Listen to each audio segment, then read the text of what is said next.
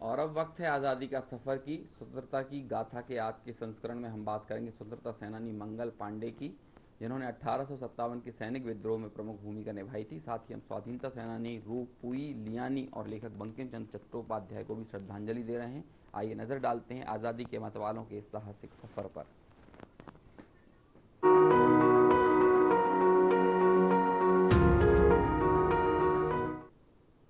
8 अप्रैल का दिन भारतीय स्वतंत्रता संग्राम के इतिहास में लहू से अंकित अमिट दिन है। 1857 में आज ही के दिन अमर स्वतंत्रता सेनानी मंगल पांडे को बैरकपुर में फांसी दे दी गई थी। मंगल पांडे उत्तर प्रदेश के बलिया जिले के थे और बैरकपुर में 34वीं बंगाल नेटिव इन्फेंट्री में सिपाही थे। 1857 में ब्रिटिश सेना ने अपने सिपाहियों को एक नई एनफील्ड राइफल दी थी, जिसे लोड करने के लिए ग्रीज लगे कारतूस के सिरे को दांत से खींचना होता था। ये अफवाह फैली कि कारतूस की चिकनाहट में या तो गाय या सुअर की चर्बी का इस्तेमाल किया गया है। सिपाहियों को भरोसा हो गया कि अंग्रेजों ने जानबूझकर कारतूस पर चर्बी का इस्तेमाल किया है। 29 मार्च 1857 को पांडे ने अपने साथी सिपाहियों को ब्रिटिश अधिकारियों के विरुद्ध विद्रोह कर देने को कहा। मंगल पांडे ने 2 अधिकारियों पर हमला किया और प्रतिरोध किए जाने पर खुद को गोली मारने की कोशिश की, लेकिन ब्रिटिश सैनिकों ने उन्हें गिरफ्तार कर लिया।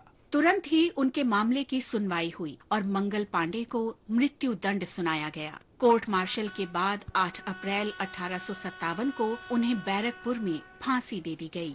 इस घटना के एक महीने बाद 10 मई 1857 को मेरठ में सिपाहियों ने विद्रोह कर दिया और इसने 1857 की आजादी की पहली लड़ाई को जन्म दिया। स्वदेश के इस महान सपूत को आकाशवाणी समाचार का शत शत नमन। आज हम साहसी और निर्भीक मिजो स्वतंत्रता सेनानी रोपुई लियानी को भी श्रद्धांजलि अर्पित कर रहे हैं। महान मिजो चीफ लाल सावुंगा की पुत्री रोपुई लियानी का जन्म 1828 में हुआ था। उनका विवाह दक्षिण लुशई पहाड़ियों के मुखिया वांडुला से हुआ था। सन 1890 की शुरुआत में ब्रिटिश सेना ने कुछ मिजो इलाकों पर कब्जा करना शुरू कर दिया था। हालांकि मिजो प्रमुखों ने ब्रिटिश सेना का आधिपत्य स्वीकार नहीं किया।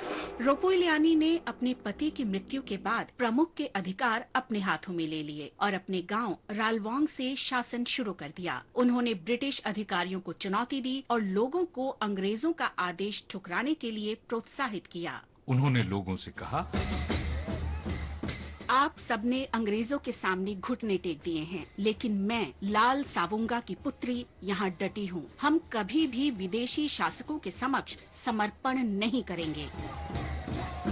रोपुई लियानी अंग्रेजों के विरुद्ध मिजो विद्रोह का शक्तिपुंज और मिजो लोगों को एकजुट करने का प्रतीक बन गई। उनके प्रतिरोध से क्रोधित अंग्रेजों ने उन्हें पकड़ने के लिए कई अभियान चलाए। एक मुकाबले में लेफ्टिनेंट स्टुअर्ट 2 अन्य ब्रिटिश सिपाहियों के साथ मारा गया। रोपो इलियानी और उनके पुत्र लाल थुआमा पर अन्य प्रमुखों को भड़काने और उकसाने का आरोप लगाया गया। बाद में ब्रिटिश सैनिक रोपो इलियानी को गिरफ्तार करने में सफल हो गए। गिरफ्तारी के बाद भी अंग्रेजों को भय था कि एक बंदी के रूप में रोपो इलियानी को देखकर स्थानीय लोगों में तनाव और आक्रोश बढ़ेगा। 8 अप्रैल 1894 को चटगांव जेल में उन्हें बंदी बनाकर ले जाया गया और लगभग 2 साल तक बंदी रखा गया। 1895 में कारागार में ही रोपुई लियानी की मृत्यु हो गई।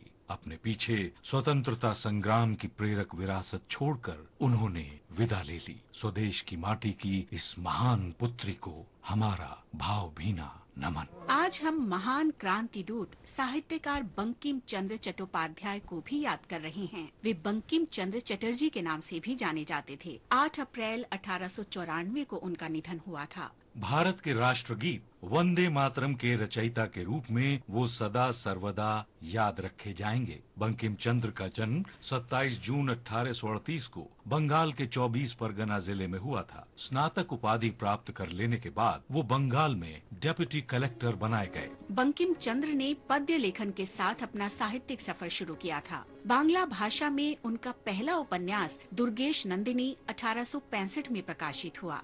उनका सर्वाधिक लोकप्रिय उपन्यास है आनंद मठ, जो प्रसिद्ध सन्यासी विद्रोह पर आधारित है। आनंद मठ उपन्यास में ही वंदे मातरम गीत संकलित है, जिसे बाद में हमारे राष्ट्र गीत का दर्जा मिला।